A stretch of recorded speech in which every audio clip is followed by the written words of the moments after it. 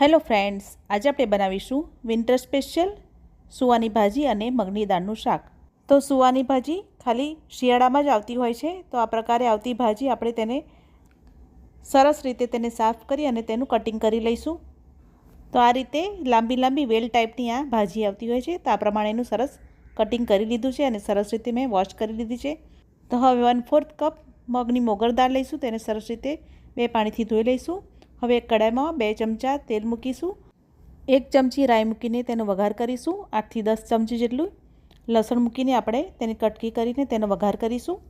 લસણ સરસ ગુલાબી કલરનું થાય એટલે આપણે મગની મોગર દાળને સાંતળી લઈશું અને તરત જ ભાજી ઉમેરીને તેને ઢાંકીને આપણે 5 થી 7 મિનિટ માટે ચડવા દઈશું. ભાજી ચડી જાય એટલે તે ઓસવાઈ જશે. પછી તેમાં મસાલા કરી લઈશું. ઝીણું સુધારેલું લીલું મરચું, હળદર, લાલ મરચું અને મીઠું આપણે ખૂબ સાચવીને નાખીશું. ઢાંકીને આપણે 5 મિનિટ માટે ચડવા દઈશું. તૈયાર છે સવાની ભાજી.